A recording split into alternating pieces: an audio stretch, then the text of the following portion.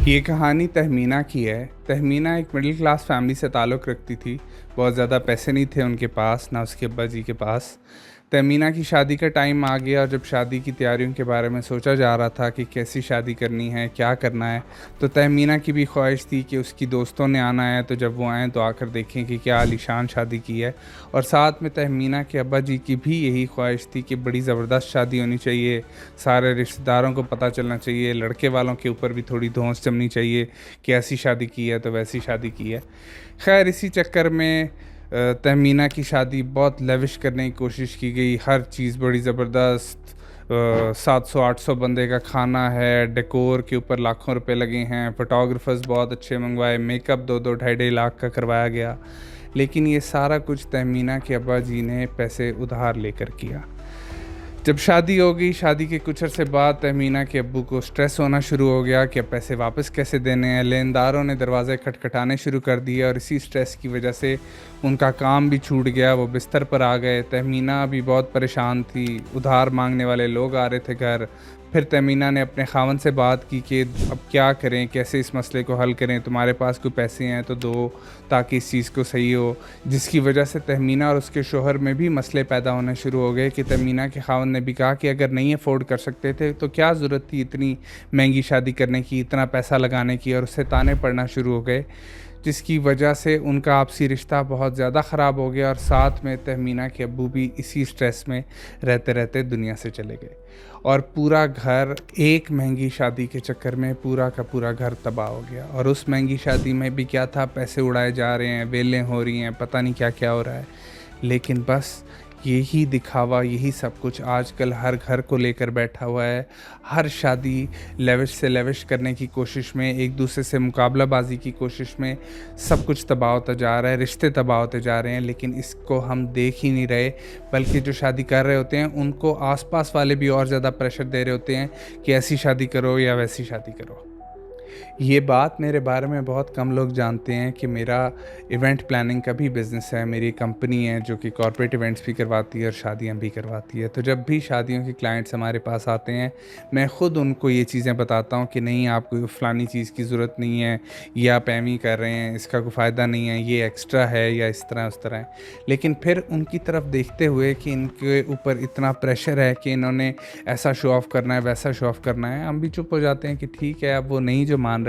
और बहुत सारे ऐसे लोग होते हैं जिनकी हम शादियां देखते हैं बहुत लेविश है, लेकिन शादी के बाद जब वो बकाया पैसे देने लगते हैं तब वो टाइम मांगना शुरू कर देते हैं, या उनके पास होते नहीं हैं, या वो वहीं पर ही बैठकर लोगों को कॉल्स करके उधार मंगवा रहे होते हैं। इस तरह के केसेस डेली देखने को मिलते हैं। क्योंकि लोग अपनी, वो बहुत अच्छी पुराने ज़माने में मिसाल थी कि चादर देखकर पैर फैलाने चाहिए। इसी तरह से पैसे देखकर शादी करनी चाहिए कि कितने हैं तो कितनी कर सकते हैं, और वही पैसे जो आप वहाँ पर ज़ाया कर रहे हैं वो आप लड़का लड़की को दें कि वो जाएं, अपना घूमें फिरें, कोई उससे बिज़नेस शुरू करें, कोई और काम करें। लेकिन कोई भी इस तरह से नहीं करता। सिर्फ एक रेस लगी हुई है, एक दौड़ लगी हुई है। अब पाकिस्तान के अंदर जो वेडिंग इंडस्ट्री है वो 900 बिलियन रुपीज़ एनुअली की है, कि सालाना 900 अरब रुपए शादियों के ऊपर ख़र्च किए जाते हैं, और ये नंबर हर साल के साथ साथ बढ़ता जा रहा है। जबकि पाकिस्तान की 40% आबादी पॉवर्टी लाइन से नीचे रहती है। उसके बाद फिर शादियों के अंदर डेकोर इतने महंगे होते हैं, 80-80 लाख, 90-90 लाख रुपए के तो सिर्फ डेकोर्स होते हैं। उसके बाद जो मेकअप्स हैं 2-2 लाख, 2.5 लाख, 1.5 लाख, ये बहुत नॉर्मल सी रकम है एक वेडिंग के मेकअप के लिए, जो कि सिर्फ आपने थोड़ी देर के लिए करना है, उसके बाद मुंह धो लेना है। उसके बाद फिर फ़ोटोग्राफ़ी करवानी है, वो फ़लाने ब्रांड से करवानी है, इतनी सारी चीज़ें हैं। और ये सारा कुछ एक प्रेशर की बुनियाद पे किया जाता है, एक रेस की बुनियाद पर, एक स्टेटस कंपटीशन की बुनियाद पर कि हम अगलों से आगे निकल जाएं। फ़लानों ने ऐसी की थी, हम ऐसी करके दिखाएंगे, ये होगा वो होगा। या फिर हमें लगता है कि लोग क्या कहेंगे। ऊपर से जो अक्सर व बेशतर लड़के वाले होते हैं उनकी भी बहुत सारी डिमांड्स होती हैं कि नहीं, शादी आपने ऐसी करनी है, वैसी करनी है, ऐसी नहीं तो ये होगी। ये जो वंडिश का रिवाज है, इस सारी चीज़ से मुझे एक वाक़या याद आ गया। अभी पिछले दिनों का ही वाक़या है, जिसमें जो लड़की वाले थे जो शादी कर रहे थे वो एक बहुत ही मिडिल क्लास फैमिली से थे, जबकि लड़के वाले थोड़े बहुत वेल ऑफ थे। तो लड़के वालों ने लड़की वालों को कहा कि हमारे मेहमान आने हैं तो आपने बहुत सारी डिशेस रखनी है, जबकि लड़की वाले अफोर्ड नहीं कर सकते थे। तो लड़की वालों ने मेरे से बात की कि ऐसे ऐसे है, तो मैंने खुद जाकर, जब शादी का टाइम था तो लड़के वाले आए और लड़के वालों ने तो रौला डाल दिया कि यहाँ पर ज़्यादा डिशेस क्यों नहीं है, हमने तो इतनी कहा था, ये 1 डिश क्यों है। तो मैंने जाकर लड़के वालों से बात की, लड़के की जो माँ थी उससे, कि जी इसमें इनकी गलती नहीं है, इसमें हमारी गलती है कि हमें एंड टाइम पर पता चला कि छापा पड़ने वाला है, तो रूल है पंजाब के अंदर कि 1 डिश से ज़्यादा नहीं कर सकते, तो इस वजह से हमने नहीं की। तो इनकी गलती नहीं है, इन्होंने तो हमें पैसे भी दिए थे और कहा भी था कि 1 से ज़्यादा डिशेस करनी है। और उसके बाद फिर लड़की वाला जो क्लाइंट थे उन्होंने मुझे इतना ज़्यादा शुक्रिया अदा किया कि थैंक यू, आपने हमारा सारी चीज़ में साथ दिया। तो इतने ज़्यादा प्रेशर होते हैं लड़की वालों के ऊपर भी और नॉर्मली भी शादियों वालों के ऊपर कि ऐसी फैंसी शादी हो या वैसी हो, इतनी चीज़ें हो, नहीं तो हमारी नाक कट जाएगी। पता नहीं है कौन सी नाक है जो कि बार बार और इतनी आसानी से कट जाती है। अब जो लोअर मिडिल क्लास फैमिलीज़ हैं वो 10 से 25 लाख रुपए तक एक शादी के इवेंट के ऊपर खर्चा कर देते हैं, सिर्फ़ और सिर्फ सोसाइटी की एक्सपेक्टेशंस को मीट करने के लिए। गैलप सर्वे ऑफ पाकिस्तान की रिपोर्ट है कि 55% पाकिस्तानी जो हैं वो शादी करने के लिए या तो अपनी कोई ना कोई चीज़ बेचते हैं या फिर उधार उठाते हैं। 55%, मतलब कि आधे से ज़्यादा लोग सिर्फ शादी की वजह से या उधार ले रहे हैं या चीज़ें बेच रहे हैं। ये हाल हो गया हमारा। और ये वाला सारा बर्डन लड़की वालों की साइड पे तो और ज़्यादा होता है।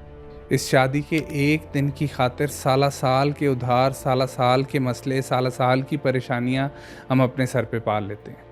दूल्हा दुल्हन वो दोनों परेशान हैं कि क्या हो गया है, उनके ऊपर प्रेशर है कि सोसाइटी की एक्सपेक्टेशन को मीट करो, लोग क्या कहेंगे।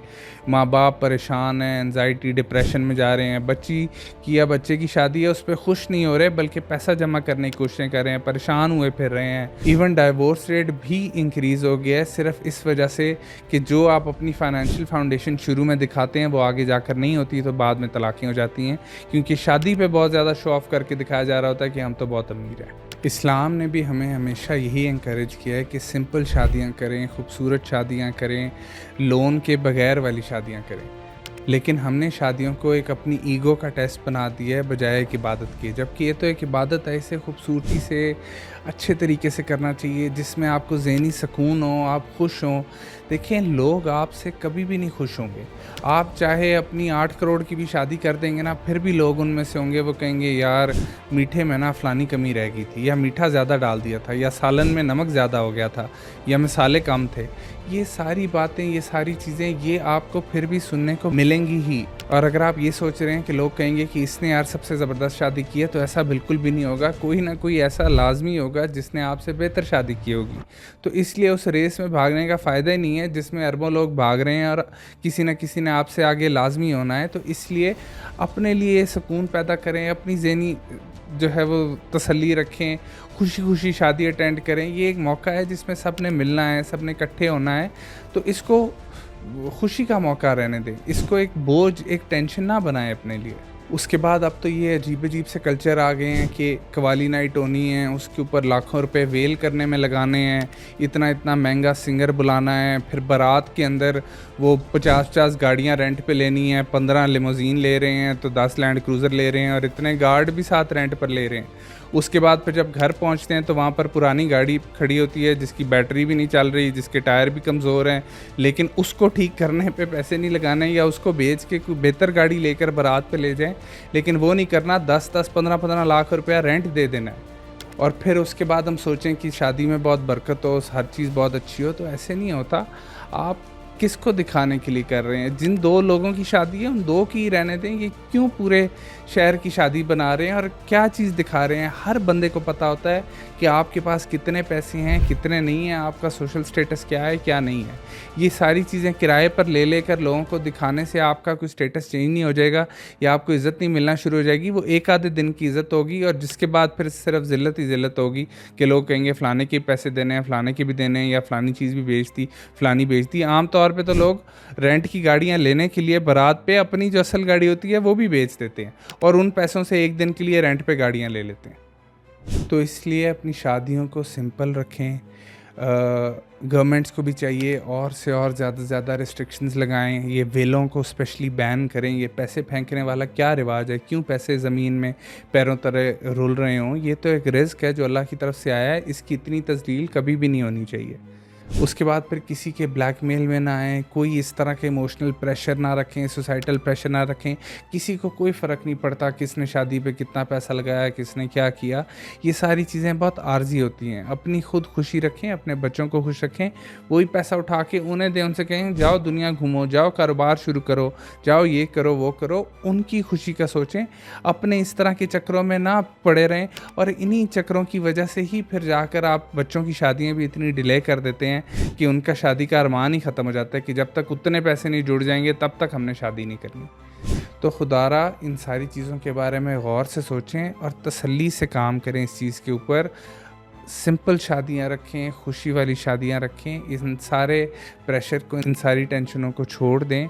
बच्चों की जल्दी से जैसे ही वो बालिग हों उनकी शादियाँ करवा दें। जितने पैसे हैं मस्जिदों में निकाह करा दें। अल्लाह अल्लाह खैर सलाह। और ये बात आपको वो इंसान बता रहा है जिसका अपना ये शादियाँ करवाने का कारोबार है, जिसकी खुद से एक इवेंट प्लानिंग कंपनी है। तो ट्रस्ट मी, मेजॉरिटी चीज़ें जिनके ऊपर आप पैसे लगाते हैं वो सारी बिल्कुल फ़जूल होती हैं और उनका कोई भी फ़ायदा नहीं होता।